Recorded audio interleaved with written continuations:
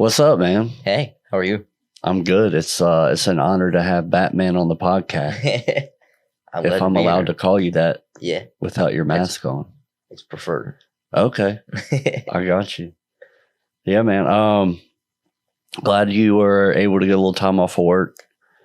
Been wanting to do this. You do a lot of cool stuff. Specifically, I mean, obviously with the car. Yeah. And then some other fun posts. But the one that really drew my attention was the nutrition page. Okay. So just a little background on you. You were high school valedictorian, decided not to go to college, became a certified trainer, certified nutritionist. You do lectures, speakings for people on nutrition and other things. Yep. And you're working over 100 hours a week now and have been doing that. Calvin, how do you say your last name? Scheller. Scheller? Yes, okay. Sir. Calvin Scheller, the Batman. Yeah. Yeah, man. So what drew you into nutrition? Yeah. So I was somewhat interested in kind of like sports science when I was younger, probably 13 or 14, because I played baseball. So kind of my life revolved around sports. Like that's kind of all I cared about. So anything that had to do with sports, I was interested in. So I kind of dipped my toes into sports science at that point. And then when I was 15, I got really sick. When I say really sick, it's hard to describe what fully happened in the sense that there's a lot of terms that get thrown around that most people are unfamiliar with. But we'll just kind of say that for a period of time, I was really not able to eat much food. I couldn't hold much food down. So over the course of a year, I lost about 50 pounds. Most of that coming within the first 2 or 3 months. So at the worst it got, I was about 5'8" and 105-ish pounds. Whoa. Which when you think about, that on a 5'8" frame, I was extremely small. When you were 15? That was about when I was 15, 16, that year. Wow. And at that point, no one could really tell me what all was going on. So I just got really curious into seeing if I could figure it out. And that kind of led down the rabbit hole of seeing if I could figure out everything. So I started kind of spending most of my days, because also this was during the lockdown period. So I spent a lot of time most days reading. Mostly pretty much all my articles at that point were centered towards human nutrition and then physiology. So effectively how the things in your body are working, why they're working, and then what things affect them. So I got really invested into that kind of field, and then started dabbling my toes more into personal training and kind of exercise physiology. Once I started to gain the weight back enough to get myself into the gym, because there was a while where I couldn't barely get out of bed, let alone bring myself to the gym. But as the weight started coming back on and I started getting my energy levels back, I started going to the gym pretty much every day, because I kind of fell in love with the gym at that point. And then at that point, I started looking more into the exercise physiology aspects of things. And then from there, I started creating short form content on social media. And that was kind of the first big break. So the short form content kind of got me noticed by some more important people in the space. And then at that point, I got asked to write my first article, which is for a guy named Alan Aragon, which is, if you're going to write an article for anyone, that's probably the first one you want to write. And it's Alan what? Alan Aragon. Okay. So he's been... He's a doctor or publicist? I don't know if he has his doctorates, but he's been in effectively the human performance field for a really long time. So he's probably topping about 1 million followers on Instagram and things like that, which for someone talking about nutrition and personal training is quite a bit. So I wrote that article, and from there things have kind of just continued to grow. So thus far I've written 6 articles for him, and then probably 8 or 9 articles for other establishments. And then from there, getting invited onto other podcasts and things like that. So at the time, I didn't technically have any certifications, or I was just some random kid, which got me some backlash at the beginning. Not in a bad way, but in the sense that like I was 17 when I started. They're like, he's a kid. Stuff. I was also really skinny at that point because I was just now getting back to healthy. So that was it was difficult to convince people to listen. But as the years have gone on and my head's stayed in the space and people have kind of gotten tired of hearing my name, now they start to listen a little bit more. So that's kind of how that grew. And then again, I didn't go to college, as we'll probably talk about a little more. But I started doing some of the online certifications, not necessarily. Yes, you do learn some things from those, but those are really just so I have something as a backbone to be able to bring to people or put on the table, to kind of have a minor bit of accreditation to what I'm trying to do online, if that makes sense. It's like you already know the stuff, but if you don't have like the 3 letters that go beside it, they're like, I don't know if I can trust you, Yeah. And that was big. It was, at that point I wasn't even old enough. Like I hadn't graduated high school yet. So it's like, do you have a college degree? I'm like, no, I don't even have my high school degree at this point. So that was, kind of a weird jumping off point. But like I said, kind of just keep pestering people until they start to listen. Yeah. So did you ever find out exactly what it was that started deteriorating your health out of nowhere? So it's so the term is IBS, but that's kind of just a blanket term for you have a gut issue, but we don't know what it is. It's kind of a term that's thrown around to give you a diagnosis to make you feel better, but there's no action plans for it as to what's happening and how we fix it. There's some things that work for, some people, and then, there's a whole list of those. So you can kind of keep running through the list as to, throwing stuff at the wall and seeing what sticks. But for me, seemed to be effectively an imbalance in the bacteria in my stomach. So when those are imbalanced, because they take a big part in how you're digesting food, when you have an imbalance in the ratios of specific bacteria and the amounts of specific bacteria, your digestion kind of falls off. And for me, it got to the point where I would eat and then feel sick pretty much immediately after. So eating was not an enjoyable experience. And given that I wasn't keeping down that much food, it was kind of easier not to eat on most days. So I went probably about a year or two where, I think it was probably about a year where most days I'd have about one meal, and that meal wasn't very big just because after that meal I wouldn't feel great. So that's where the weight started falling off. And then, kind of, like I said, got to the lowest at about 105 pounds, again, at the same height I am now. And then I really cut down my diet to maybe 8 or 9 core foods at that point that I knew I tolerated really well, and built the diet back up from there. So added things in, see how I tolerated them, take it out or keep it in, depending on how I tolerated them. And then gradually we've kind of built back up to pretty much eat whatever I want now, which is nice. But it's been a long process. Yeah. So now, in the past year or so, I've put on about 45 or 50 pounds, I think 45 pounds. Still pretty much the same level of body fat I was, so that's nice. So that was big, is kind of just being able to tolerate foods again, and then getting back up to a healthy, livable weight. So what did you find that you were able to eat, and then was that kind of just built on experimenting, or was there data that backed up like this shouldn't aggravate my intestines?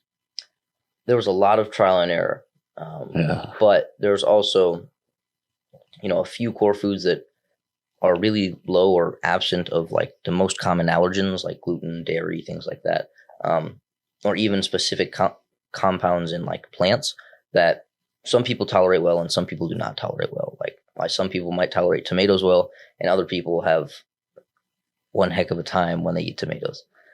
So I kind of cut it down. The biggest foods at the kind of the bottom, or the bare foods, were things like eggs, white potatoes, and then a lot of things like chicken, white fish, and then rice. So those few things they sat very well with me. Even some things that I presumed would sit well, like certain fruits, didn't. So those are really like the bare minimum foods, and without any seasoning or any spices, because those also tended to aggravate things, and that was boring. It was kind of that one sucked. Every day eating eggs and potatoes. It gets kind of bland for after my a one while. meal Yeah. for 8 or 9 months straight. Couldn't eat out or anything like that. It got old fast, but it was kind of a necessary step to basically begin to re-alter the bacteria ratios and types and amounts inside of my stomach, and basically tolerating those foods really well. And then you can gradually add things back in, and the bacteria begin to almost morph around your diet. So you have a lot of people don't realize that, but you have a lot of control over the specific bacteria inside of your gastrointestinal tract, depending on what food you eat very commonly.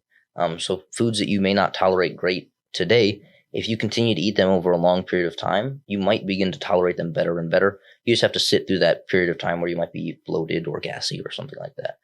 But for me, I cut it down to bare minimum, and then I would add a food in and basically just see how I tolerated it. So it was a very long process, because when you add something in, you can't just do it for one day. You probably have to do it for a week or so. And then, we just slowly built back up. And then there were, periods of time where things rolled, in the sense that I could just keep at it, basically eat whatever I wanted to, and see how I felt. And I really didn't have an issue. I think over the past year and a half or so, I've been able to just keep adding in foods, and just not really having any issues, which is a very freeing feeling. Yeah, like your first time having donuts in a few years is special. I just want to say that. Were they hot? Yeah, fresh. Yeah. I had to go in the morning. Yeah. Actually, that was the day I bought my house. Oh, really? Yeah. I was That's like, that was a great day. I was like, you know what? We're gonna get some donuts. So I went with my friend and we got some donuts, and I was like, yep, this is living right here. Heck yeah, dude. Yeah, I'm glad you got it all worked out with that. There's been a lot of, it seems like a big rise in, I don't know if it's IBS, but a lot of allergens that have popped up, and it seems more widespread than ever before. Would you agree with that? And why do you think that is, if it is true? Yeah, so I'll say one big thing is, so we morph the bacteria inside of our intestinal tract from the day that we're born. Matter of fact, our mothers, when we're in the womb, also have control over what bacteria we come out with when we're born. So there's a lot of things today that have changed that seem to alter the bacteria in, the average person's stomach in a negative way.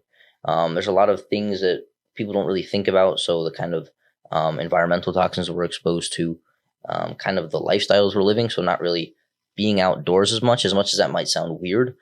Being outdoors and basically touching the grass and things like that with your feet instead of, with shoes on, things like that can actually change your skin microbiome, so the bacteria on your skin, which then have an effect on your intestinal microbiome. So there's a lot of things that are almost negatively in favor of having a strong and robust gastrointestinal tract.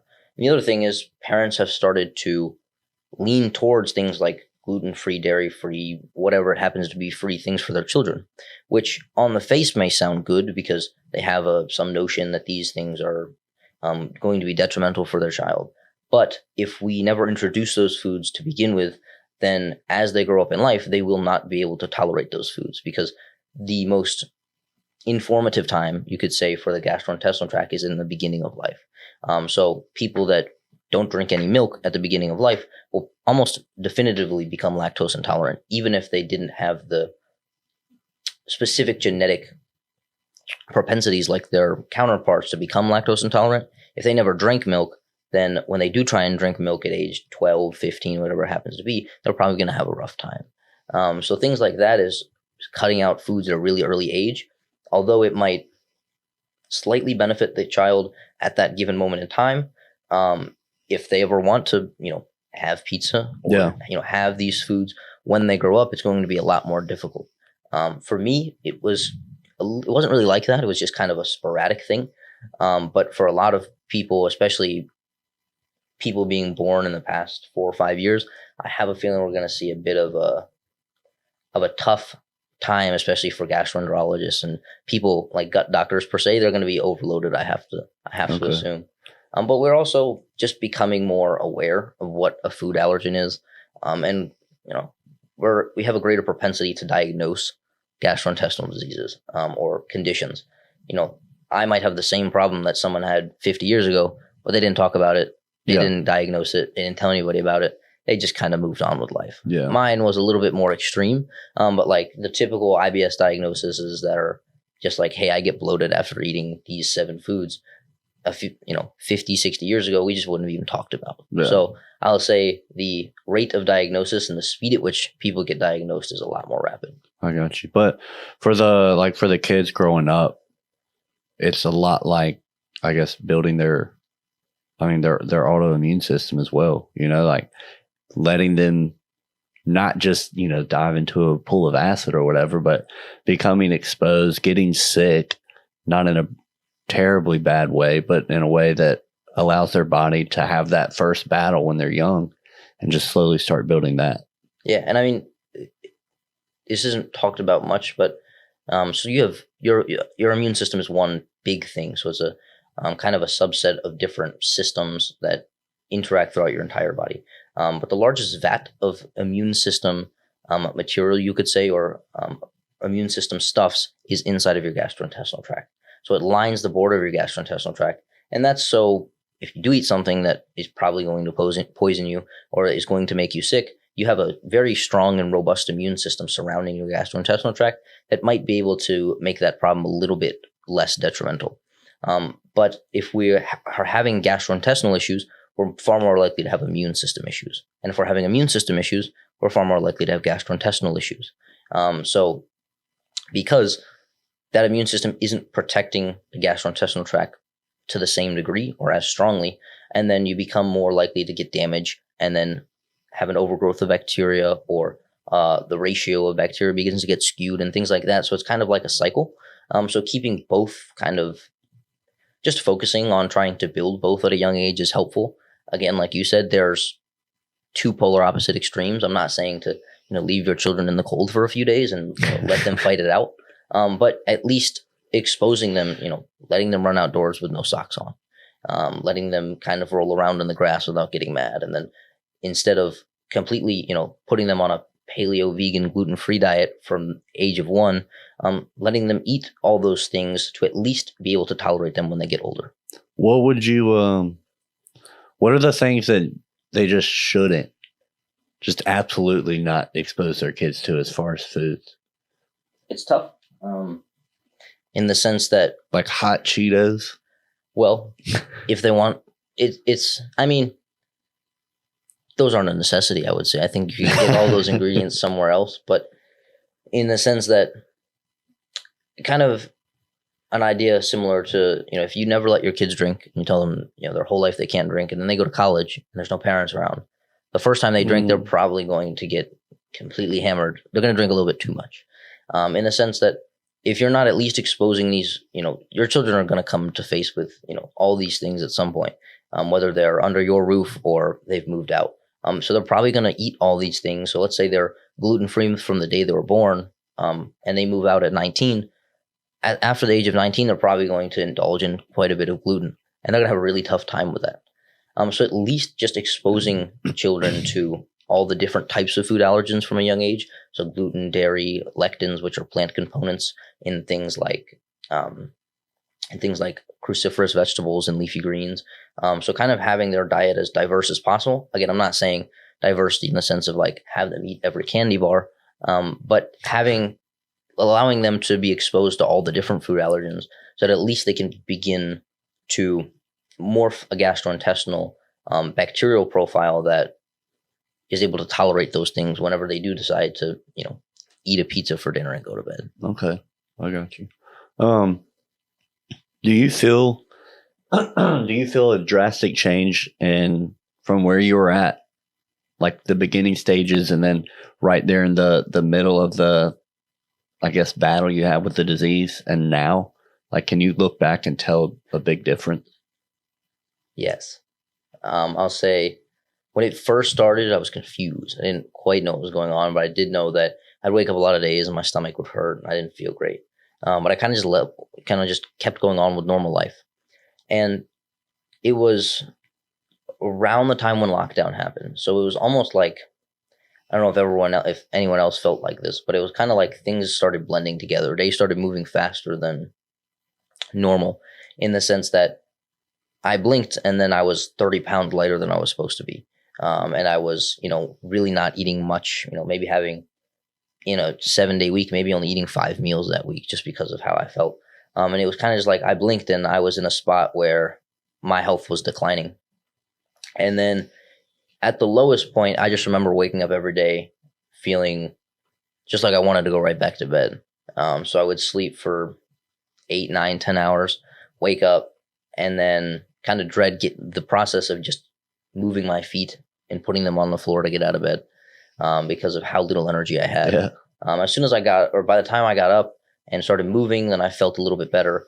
And then by 7 p.m. in the afternoon, I was like, all right, guys, I'm going to bed. Have a good one. So and this was, when we got back to school. So I was really, my junior year of high school, I was in bed by 7:30, 8 o'clock every night. Not because I wanted to, but because I barely had the energy to get to school in the first place. So I felt like I needed to just kind of get right into bed and get as much sleep as possible so I could make it to school the next day. Your body was running on nothing. Yeah. And then things started looking up. And then that's when, I've always had a fairly strong work ethic. But at that point, it was very tough to demonstrate that or at least to use that to my advantage, because it was difficult just for me to do simple tasks, let alone go above and beyond. But as I started getting healthier and healthier, that's when I was like, well, this work ethic has kind of been sitting here for a while, so it's time to put it to use. So I was probably still, when I got my first job, I was probably still like 110 pounds, but feeling a lot better, being able to eat a little bit more. And then that's when I just started working crazy hours. So for the past few years, I've been working about 100 hours a week. And that all started kind of when I was just getting out of being sick. And the first few months did not feel great. I was definitely tired almost all of my waking hours, but just continued to chip away at it. Could you do caffeine? Yep, I've always been able to have caffeine, but not in the form of coffee. So I have little like caffeine tablets that I've used for they're very concentrated. So there's like 100 milligrams in a tablet, so which is like about an average cup of coffee. And I've been using those for probably 4 years-ish because they've never given me any issues. And it's really easy to pick a specific dose that you want to use. Okay. So because when you're drinking a cup of coffee, my cup of coffee might have 70 milligrams of caffeine, and Starbucks cup of coffee that's the same size might have 180 milligrams. Yeah. So it's difficult if you're trying to, be specific about how much you're taking to get it specifically from coffee. But with those, kind of like a caffeine supplement, whether it comes in a pill or a powder, I would be very careful with the powder because it's very easy to do a gram instead of 100 milligrams. And then you've had, 4 Red Bulls worth of Monster in the morning, and you're having some, your heart's beating a little faster. Yeah, your skin's shaking. So I've used those for a while. So those kind of helped with energy levels. But at some point you get so tired where it's like no amount of caffeine is going to do anything. If sometimes it even makes you more tired or sick to your stomach, in the sense that like your body is trying to wake up, but you're not going to wake up. So you begin to get a little bit like queasy feeling. Yeah. But yeah, so for those first few months was like, I didn't enjoy it at all. And in the sense that I was just tired, but I knew I had a goal in mind. So I just kept doing it. But if you ask people at that point that, knew me, they would probably like, yeah, you didn't seem like you were doing great. Like you would always come in kind of with your head down and like just super tired all the time. I'm like, yeah, that's kind of how life was at that point. But again, I was working towards a goal, so it felt like a necessary sacrifice. And then as the weight has started to come on, so again, I said put on about 45 or 50 pounds in the past year. And it seems like as I begin to gain weight, the energy levels get better and better and better. We've kind of plateaued after about the 40-pound mark, because you get back to a level of body fat that your body is comfortable at, and then, putting on more body fat or more body weight in general, because in the sense I didn't put on really any body fat during this process, just because about the same body fat I was when I was really small, just with, 40, 45 or 50 pounds less muscle mass. And I'm not a big guy to begin with, so that's, relatively speaking, is pretty, you can think of how that looked at 105 pounds. I mean, you added on almost half your weight. Yeah. On top of that. Yeah. Yeah, you look good, dude. Well, thank you, sir. Yeah. But, you know, as the weight started coming back on, energy levels got really, really good. So, you know, working 100 hours a week has kind of become normal. So I'm really used to it. And then I've been running a lot. I work out pretty much every day, but I run pretty much every day as well. So between 5 and 8 miles pretty much every day, which if you had told me that a year and a half ago, I would have probably laughed and thought you were crazy, because I barely had the energy to, you know, get up and walk to the car. So that's been a bit of a journey. And then ran my first marathon 2-3 weeks ago. That was also like, that was just a goal I had. And then when I thought about it, I'm like, looking back again, if I had told myself a year and a half ago about that, I'd have probably laughed. So I'm like, yeah, now I got to do it. Yeah. So dang, how was that? Hold on. It's hard to explain. So I've run longer distances before that, but nothing nearly that long. So I've run 12 to 15 miles before, and those usually felt good. But, you know, at mile 12, 13, you're like, all right, I'm ready to go. So in that, I was like, I have to pace myself so that at mile 12 or mile 13, I'm like, yeah, I'm ready to do another 12. And I got to mile 12 and I was like, yeah, I'm ready to go. I was not there. I was like, yeah, I don't think I'm gonna make it.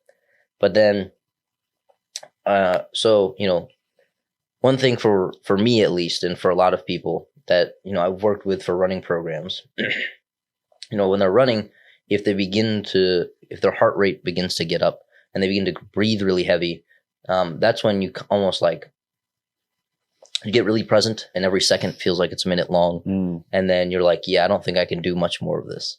So that's when people begin to give up. So I found that at mile 12, 13, I started noticing that my heart rate was getting up and my breathing was getting heavy. So all I really did was I didn't necessarily slow down, but I focused on almost untensing everything and focusing on my breathing a little bit more. And then I was able to bring my heart rate back down and my breathing levels to about where I wanted it to be. And then mile 12 to like 20 or so kind of just was like a blur. Because I got kind of second win. I know I got kind of in a zone that things were just rolling. And usually I don't listen to music while I run, but on this one I had music, which automatically made things felt like it was going by pretty fast. Yeah. So that helped to, you know, have that like extra thing that was like making time go by faster. And then, you know, I was probably skipped like my favorite 6 or 7 songs. Like I don't remember even listening to them because I was in kind of like I was just like kind of zoned out. And then I looked down at my watch and it was at mile 20 and I was like, well, I can't give up now. Yeah. I got to finish now. So the last mile felt like it took a day, but because like I was so excited for it, but we ended up finishing at, you know, the 26 miles, a little bit more than 26. And I realized probably at mile 25 that I didn't drink any water throughout the whole run. And I was like, well, I'm not really that thirsty. So when I stopped, or when I finally finished, I think I drank like 4 full water bottles, and they all had like electrolyte solutions in them because I've been sweating the whole time. Yeah. And I kind of just laid there for like 20, 25 minutes. And like, well, gotta shower and go to work now. Yeah. And then I just went to work that day. Didn't tell anybody about it. I just kind of pretended like I just woke up. And, yeah. You know, I was a little bit, you know, physically I was fine. Like my legs felt good. Mentally, I felt like my brain wasn't working at all. You'd be talking to me and I'd be like, I can't think of any way to respond to that, what you just said. I have no idea. They just ask you how you're doing. Yeah. And I'm like mentally, my brain for the next, like for the preceding probably 48 hours, it just felt like my brain had shut off. What time did you do it in? We did it in 3 hours and 57 minutes, I think. And what's like the average time? I just have no idea. Sub 4 is like... Is that good? Do you know? It sounds fast. So you think like an average mile pace is probably, well, for an average American, it's probably like 29 minutes. it's probably like 9 minutes. But so that's a 8:54 pace, so minute per mile pace. If you think you're keeping that up over 26 miles, like that's not too bad. Now, see, the fastest marathon is sub 2 hours, which is I couldn't even imagine. Under 2 hours? There's only ever been one person to get under 2 hours, and it was recent. But they had it like basically it wasn't like a staged marathon for him. It was like he was the only person running. There was no one else running. He had a team of people behind him that would prevent the wind from hitting him too hard. And he had a very special pair of shoes that technically weren't like marathon legal shoes. So that he got a little bit of backlash for that. But I mean, will they propel him forward a little bit? They just had an extra bit of like cushion and bounce to him that like, I don't know if you've ever seen like the movies where they have like jump shoes that have like springs in the bottom. That's kind of what people were comparing them to. But I mean, still, for any human to move through a marathon in sub 2 hours is pretty crazy. Yeah. Mine was 4 hours-ish. But that's still like a pretty okay time at any marathon that you go to. So that was like just a me thing. I just did that on my own accord. But the hope is to, at some point here soon, try and get into the Boston Marathon. Wow. That's the hope. Yeah. Because that's like the only marathon I would want to run. Why is that? I don't know. Just since I was a kid, it's been like, sorry. I mean, it's kind of one of the big ones. You know, it's pretty notorious. I was born in Boston, so that was part of it. And then I had some like aunts and people that also did that marathon. And man, my throat is on fire. Sorry. You need this one too? I don't know. Yeah, something in my throat. I'm not crying, I promise. This is an emotional thing to talk about the Boston Marathon. Okay. I don't remember what we were talking about. Why you want to do the Boston Marathon? You were born in Boston. Oh yeah. And then like I had a few family members that did it. So like that was the only marathon I knew of when I was younger. And then looking at like kind of the history of it and then kind of what has happened at the Boston Marathon after like the bombing and stuff like that. I'm not crying, but my throat is on fire.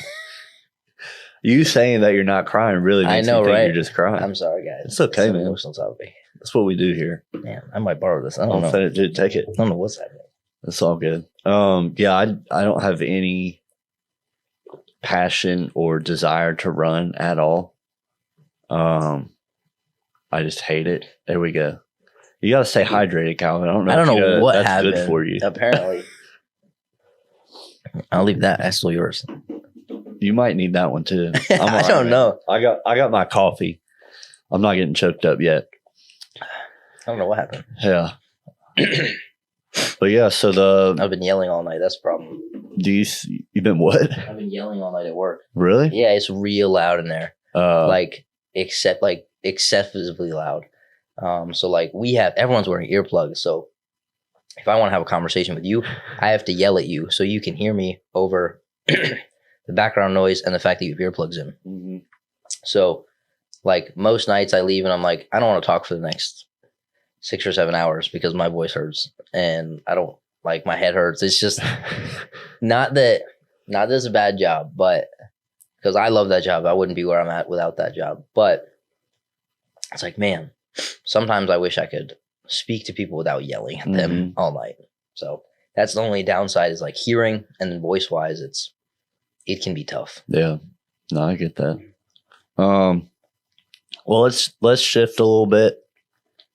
Unless you want to go more into running. Actually, I do want to talk more about running because I'm like, you're still working out and doing the running. Is that correct? Yeah, like with weights. I sacrifice sleep time to do that. Yeah, and that's for me is worth it. Okay, what do you how beneficial is running to the human body? The question is always relative to what? Relative to walking and other forms of cardio. You're not going to see a major difference given that, your total caloric burn over the day and your total kind of time in specific heart rate zones is the same, it doesn't make a huge difference. Running relative to sitting on the couch, oh my God. If it helps, you can also yell. I don't know if I could do that at this point. Running relative to sitting on the couch is a pretty big thing. So you have to ask yourself what you're running for. So cardiovascular health is kind of your ability to tolerate specific heart rates and your ability to get into heart rates. So as you get older, your capacity to get into higher levels of heart rates just goes down. So if you were able to max your heart rate out at 200 when you were 20, by the time you're 60, your max heart rate might be close to 150, 145. So it goes down as you get older. But the higher you can keep that max heart rate as you get older, it tends to indicate a higher level of health. So people with max heart rates, that it's not just because some people are born with extremely high max heart rates just because for genetic reasons. They might be able to get their heart rate to 220 at the age of 20. But if it goes from 220 to 170, that's a picture of their health declining. But if you start at, if you're at 20, if your max heart rate is 160, but at 60, your max heart rate is 145, 150, that's an indication that regardless of, your genetic propensity towards, heart rate zones, you're able to maintain your health better than your counterparts. So really just being able to maintain that max heart rate as you get older is typically an indication of having better health. And then, so that's big. And the other thing is there's going to be periods of life, if all you do is walk for cardio, that's fine. There's nothing wrong with that. Health-wise, physically, you'll probably be just as good off for it. But you're going to have times where you can't just walk, where you're going to do things that are going to challenge your heart rate. And if all you've ever done is get your heart rate up to 130 and then come back down to 75, when you're doing something that's going to get your heart rate up to 150, 160, you're not going to be able to tolerate it much longer than a few seconds, maybe a minute or so. Whereas if your counterpart has been running for a while, they're probably not even going to be breathing heavy at that point when you've already completely quit. So there's just going to be times in life where your heart rate's going to get up there and you're just going to have to either be prepared for it or face the consequences. Yeah. So running for me has always been, especially with the work that I do, I could walk 1,000,000 miles and be okay and not really have any sort of lot of miles. I know, right? But in the sense that I feel like I could, keep up with that job and not really have any issues. Whereas some people, their heart rate is just the job is getting up there in the 140, 150 range, and they're sweating bullets all night. So for me, it helps with me with my job. It means I can eat as much as I want, which is nice because given that with the history of not being able to eat much, now that I can eat whatever I want, I do. Running allows me to basically just be carefree about what I'm eating. And it helps me in the gym a lot, which might sound weird, but some people, when you're resistance training, you don't want your cardiovascular system to be a limiting factor. So you don't want your cardiovascular system to give out before your muscles do. And I found that the running over time has helped me basically, I never have to worry about my cardiovascular system while I'm in the gym. So I can focus specifically on how much my muscles can output rather than how much my heart can take, which is nice. So that's big for some people that are, trying to gain muscle mass. Having at least a little bit of cardio, it doesn't have to be running because that can be a higher intensity that they don't necessarily need. But having some sort of cardiovascular fitness so that their cardiovascular system isn't giving out before their muscular system can actually help them gain more muscle in the long run. Kind of basically because they're able to train their muscles harder rather than, again, their heart being a limiting factor. So as somebody older, let's say 55 and up, and their cardiovascular health has declined, what are the safest and most effective ways to can you even rebound it back and build it back up? Yeah, what do you do? So you think of impact and kind of stress to the musculoskeletal system for older people. So some older people can't walk. or when they do walk more than a mile or so, their knees begin to give them a lot of issues with their hips. But they might be able to do a non-impact form of cardio, like running, or sorry, like cycling Yeah. or swimming. Okay. So a lot of people, a lot of older people do a lot of pool workouts or stuff like that.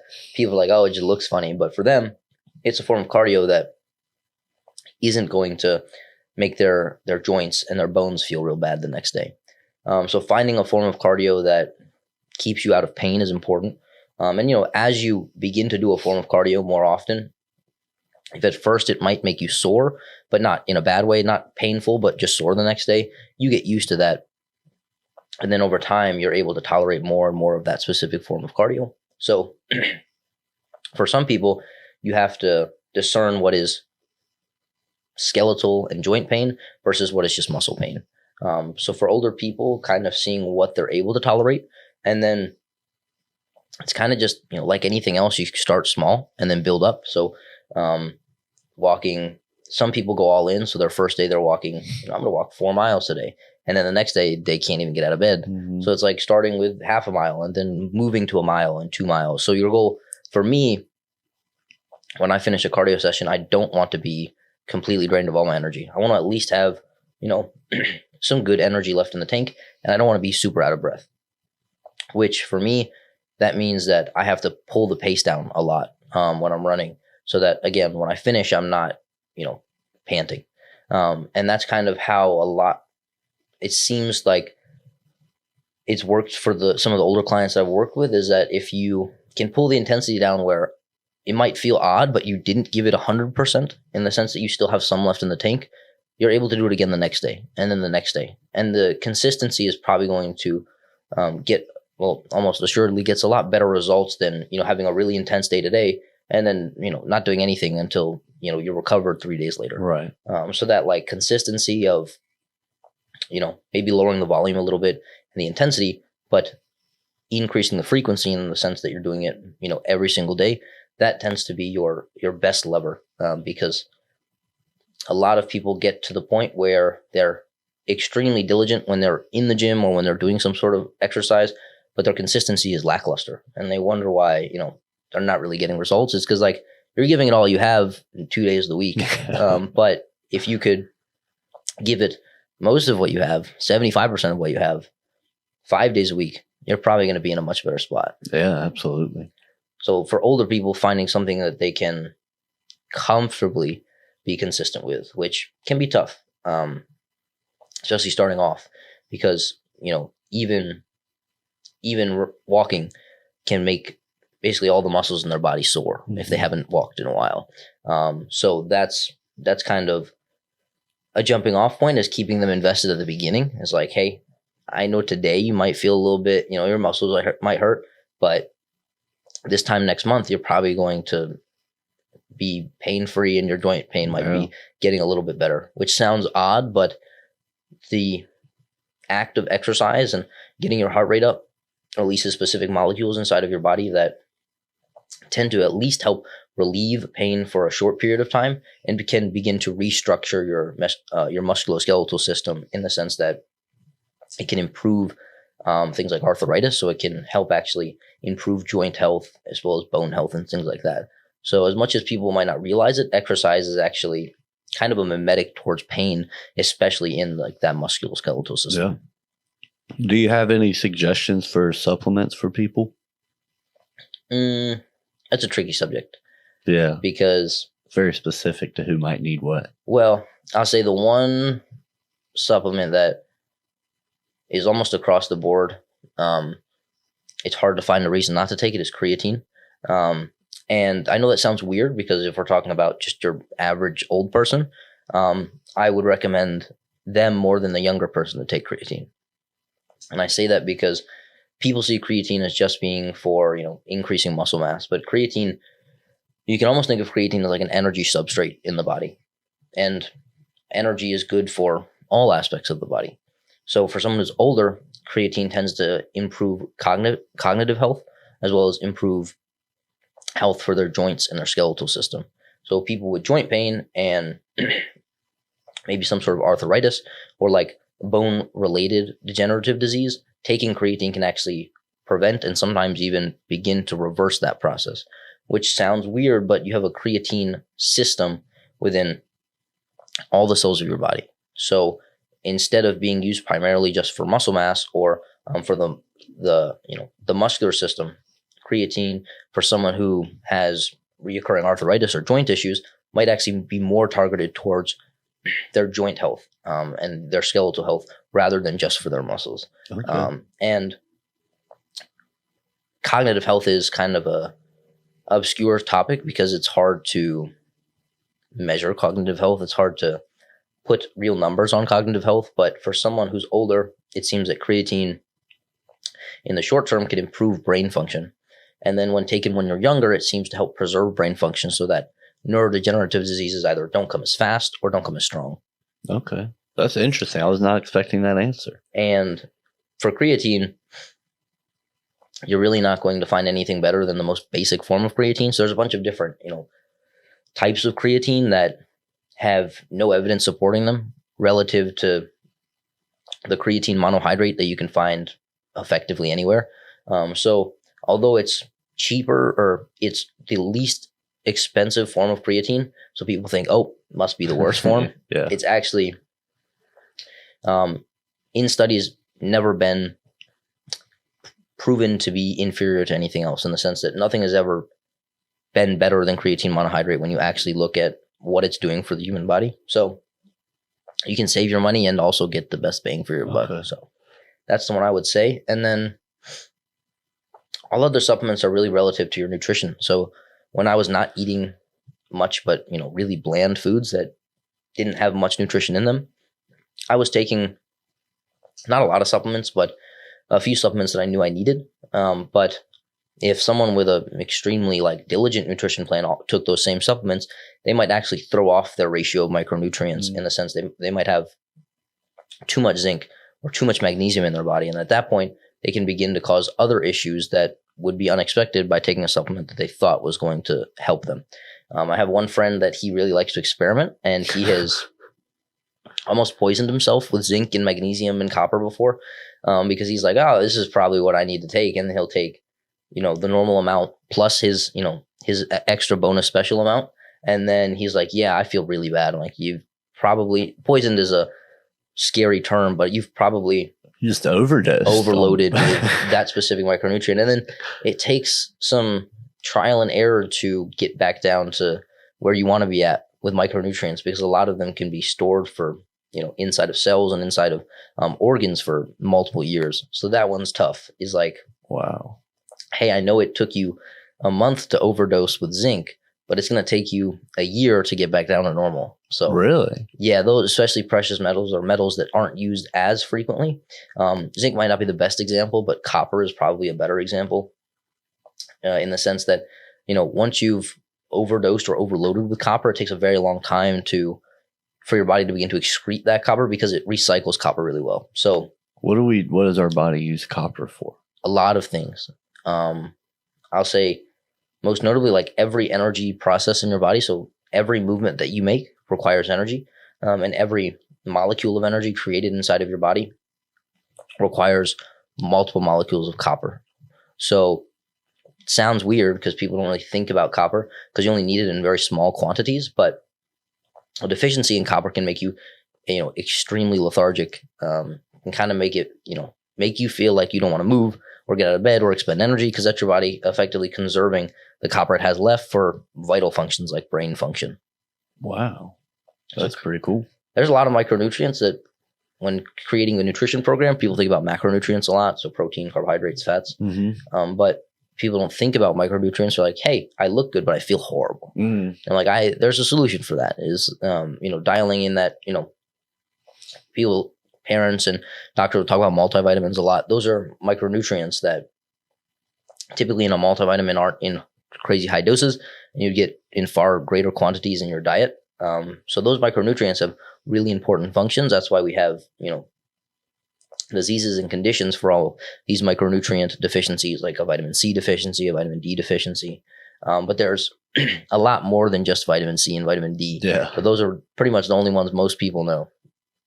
So there's 30 something 32, 34 or something like that, micronutrients, some of which are metals, some of which are vitamins, things like that. So there's a lot of energy to be garnered at the same, physique, by dialing in your micronutrient consumption. Okay. Now we're actually going to do a big shift. Okay. If you're cool with that. I'm cool with that. Let me get some water so I don't choke over. Yeah, dude, load up on that. Valedictorian in high school.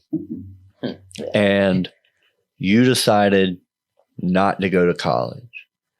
I'm guessing, I don't know, maybe you could just tell me, did people think that was an either bad choice, interesting choice, worrisome choice? How did the community around you view that?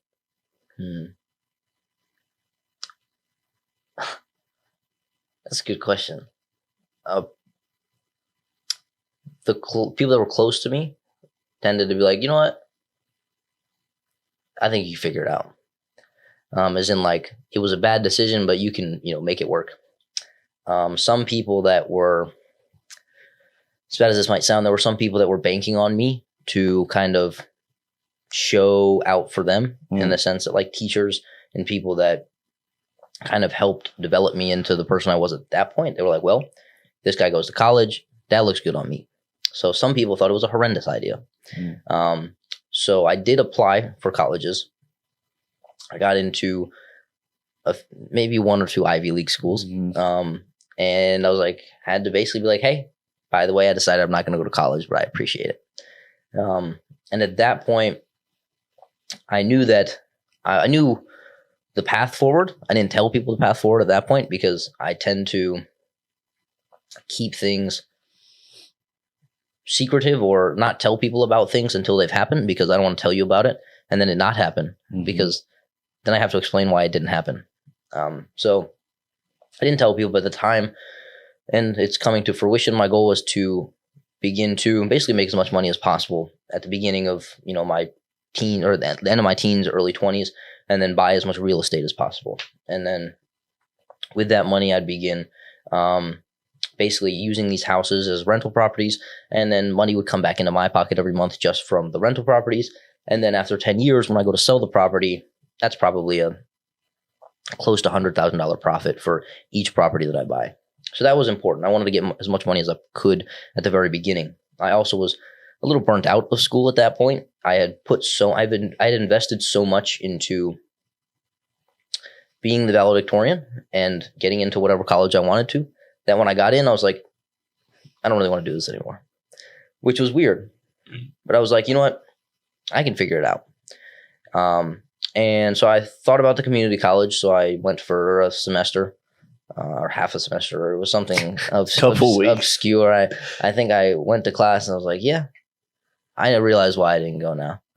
And then I just went back to, working as much as I could. So at that point, basically the week after I graduated high school, this sounds odd, but the week after I graduated, I got 3 jobs.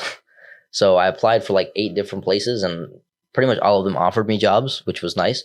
So I accepted 3 of them and then started working, 75, 80 hours a week, as like my first run into, hey, this is work.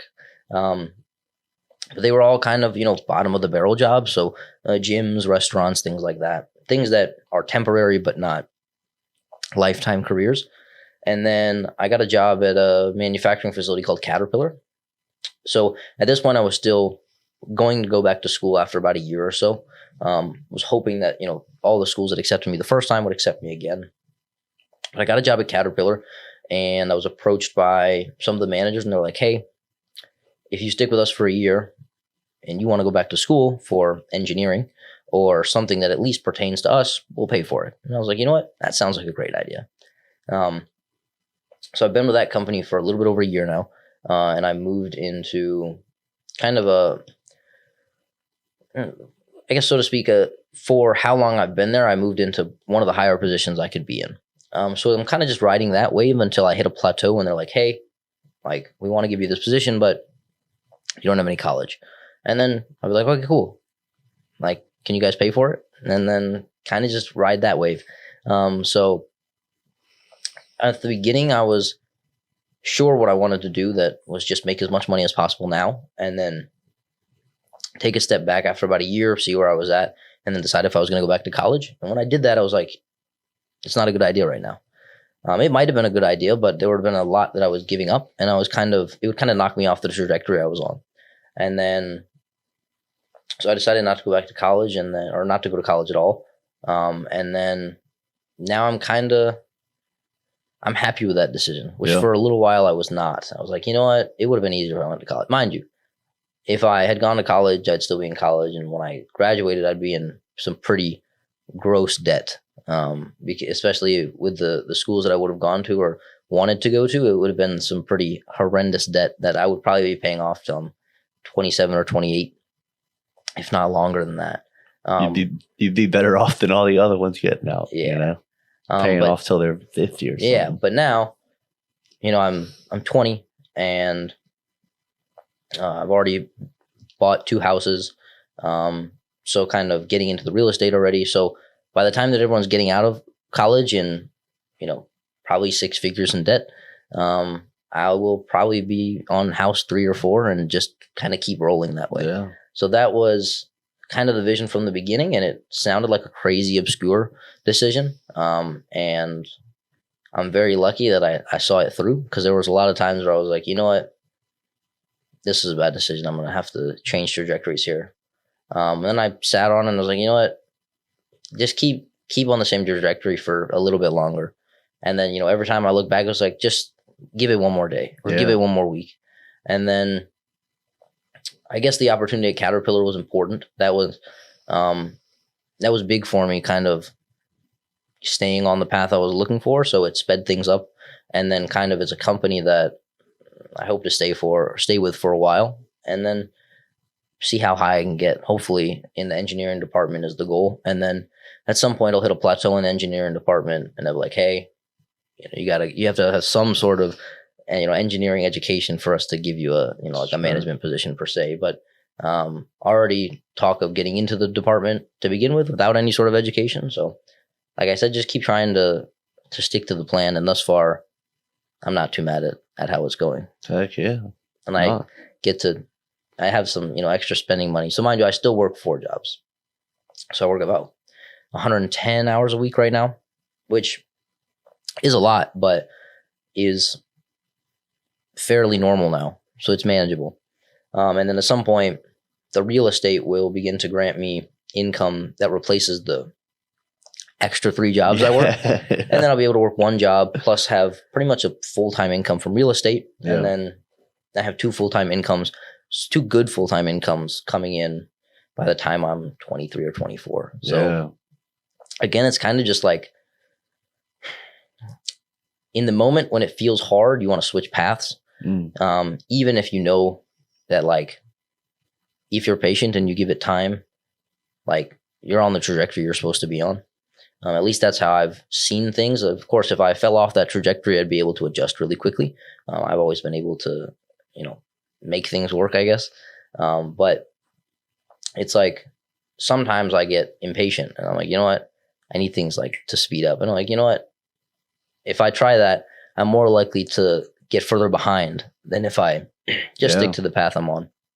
So kind of just, letting things work. And then, I get some extra spending money to spend on cars and a plastic Batman mask. Yeah. Getting to be Batman, dude. Exactly. That's my 3rd job, is I do protect Gotham City. Yeah, we do appreciate you for that. That's pretty sick that you do that. Don't mention. You're willing to do it. Yeah. Well, look, if there's somebody out there that is, let's say, either facing something kind of that you were facing with a drastic health change, or they've been in the same unhealthy rut that they've just kind of walked down for a long time, or they are weighing 2 different options for kind of what path to follow for their life, what's some advice that you could give one of those persons? This is an interesting question.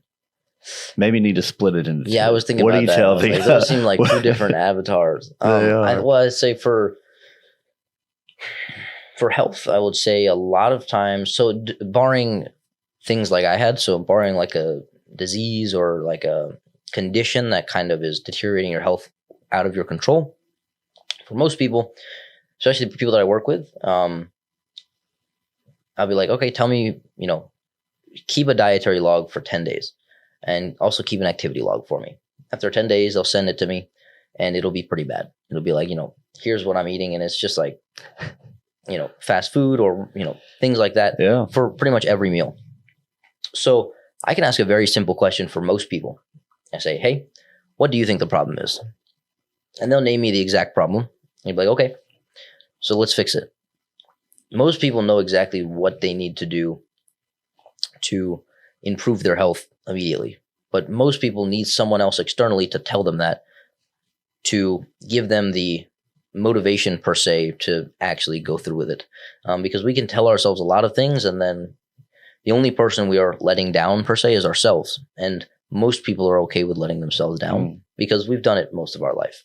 But if you have an external party that's telling you something and you're paying them especially, and even if it's the exact same information that you have been telling yourself, you're probably going to stick with it a lot better and almost to the T if someone else is telling you it and you're paying them for it.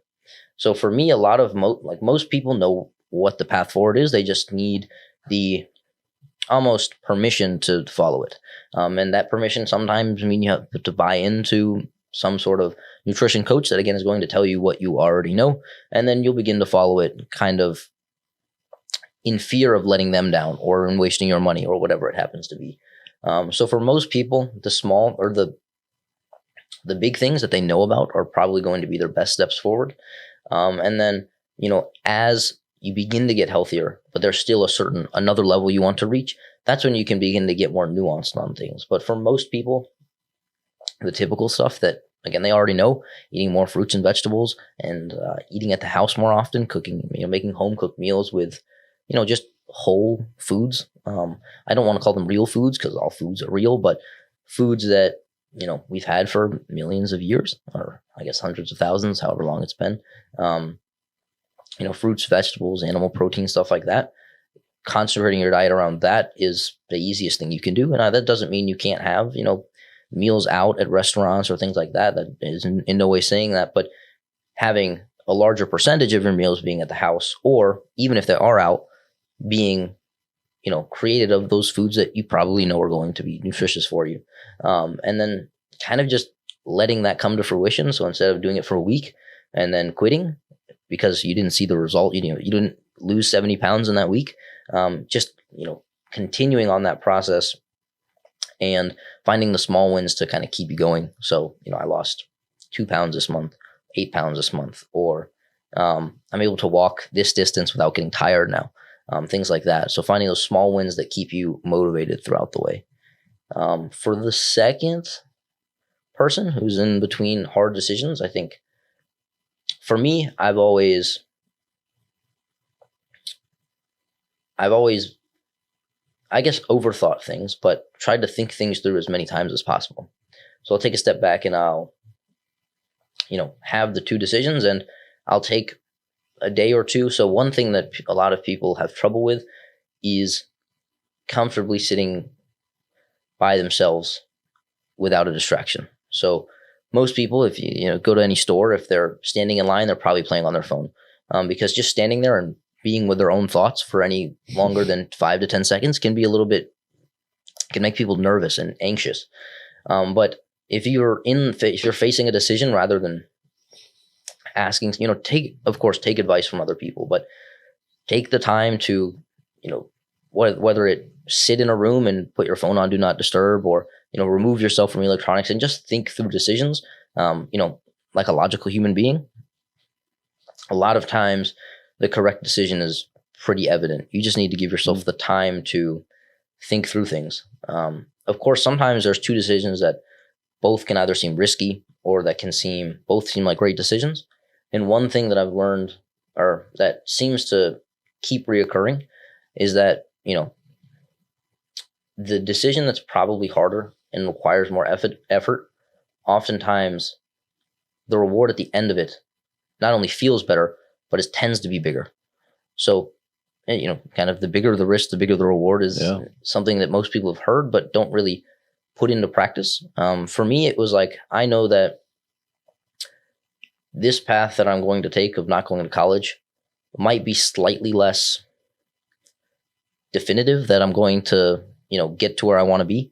But the reward probably is going to be better. And the feeling when you at least pass each milestone, knowing that, like, for me, I built it from, the bottom up. It was, and it was like, again, it was a decision that I knew technically was going to get backlash from other people, but I wasn't really concerned. I still am not necessarily concerned with what an external person thinks about it, if that makes sense. Because, I thought through each situation pretty hard, and I was like, well, I don't necessarily like school,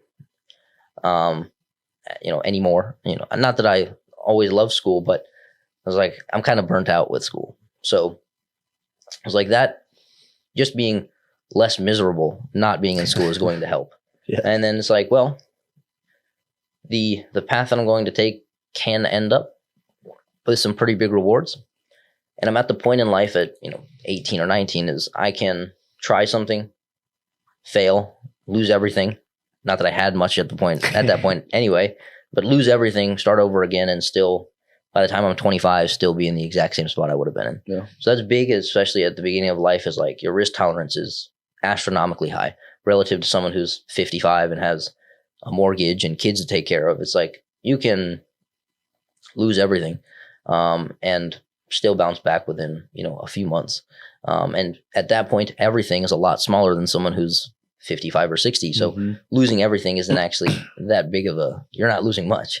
And at that point, I wouldn't be losing much. So my risk tolerance at that point was big. So understand your risk tolerances. Like if you're 55, quitting your job to try some brand new side hustle that you learned might, although, it technically is risky and could come with a big reward, your risk tolerance is not that high. Sure. Some people do it and come out amazingly. Some people do it and have some tough consequences. So understand your risk tolerance, which is typically higher when you're younger. And the less you have now, the higher your risk tolerance can be, because you got nothing to lose. And I was at the point, like I said, out of high school, probably $5,000 in my bank account. I didn't have much to lose. So it was like, well, I could always go back to college. Like it was, that was another thing, is like, I wasn't completely foregoing that one path. It was just, instead of it being my primary path, it's now my backup path. Yeah. And then, like I said, just allowing things to play out how they're supposed to, even when you start to get impatient. And gotcha. I'm not saying I'm a very patient person, so sometimes it's tough, but I'm like, you know what? I've already gotten this far. Like if I get impatient now, then I could be throwing a lot out the window. Yeah. Yeah. You could lose everything that you just built up. Yeah. And thinking back on the amount of work that all of that took is like, I don't want to lose any of it. Yeah, it's a lot of investment in that. Yeah, absolutely. I got you, man. Well, I appreciate you doing this. I know I don't want one of your 4 jobs calling you right now and having you. Yeah, that's why it took so long to get here. Every time we scheduled, it's like, hey, gotta go to work. I know, dude. But we got it done. We'll do it again, man. I appreciate you doing it. Yeah, absolutely. I enjoyed it. Awesome. Yeah. Go be Batman and protect the city. I'll try to. Thank you all for watching. It's been another episode of Finish the Race. We will see you next time.